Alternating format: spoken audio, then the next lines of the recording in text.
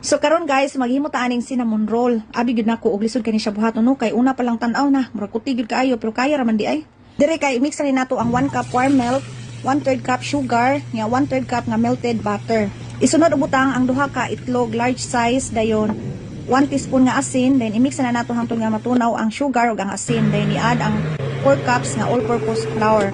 So masahon lang na nato or gamitan og mixer hangtod nga mo smooth og elastic ang ato ang dough. Ako ra nang gibalik og butang sa mixing bowl nga gibutangan og gamayng oil para patubuon sa tanag mga usa ka oras. Ya diri ato na pud ning gi-ready ang ato ang filling. Gi-mix rin nato ang brown sugar o ground cinnamon nya naapod tay butter. Nya human sa usa ka oras ato na ning gibalik ang ato ang dough ni doble nang iyang size no. Ato lang ning i-roll dire, panipso nato mga 1/4 inch ang gibag-on ani niya.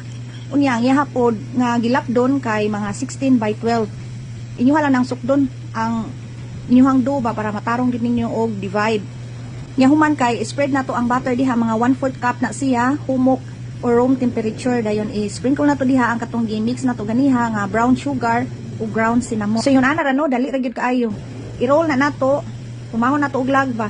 Nya ato lang nang bahinon og mga 12 ka buok. So pwede na ninyo tungaon dayon ang pikas nga katunga inyong i-divide og kaunom nya. Kaunom pod sa pikas. Nya ang atong gigamit diha nga pangkat kanang hilo kay mao may kasagaran gigamit no. Kana maghimo og cinnamon roll para dili siya ma-deform. Human nato og cut, ato nang i-arrange sa baking pan nga gi-brush nato og butter, pwede sad hapinan nato og parchment paper. Primero ako ni silang gisikit-sikit nya di man sila masuod, mao ning akuan lang ni silang gibuwag-buwag. Bahala ni silang murag away. Pero kung namoy dako nga baking pan, pwede ra ninyo usahon. Isikit-sikit lang na ninyo. Tabunan lang sana nato og mga 45 minutes to 1 hour dayon i-bake nato sa 175 Celsius for 25 to 30 minutes. So inyo lang ang tan-awon hangtod nga medyo mo golden brown na siya. Mintras gapaabot nga maluto, ato asa ning andamon ang ato ang glaze. So gimix na nato ang 100 grams nga cream cheese, 2 tablespoon nga butter, dayon 1/2 cup nga powdered sugar. Pwede ra ninyo i-adjust ang sugar kung kanang di mo ganahan kayo og tamis. Pwede ra pod ninyo dublihon guys ang ato ang glaze recipe kung ganahan mo nga kanabang ma-cover gyud og maayo ang ato ang cinnamon roll or maligo gyud og maayo sa glaze.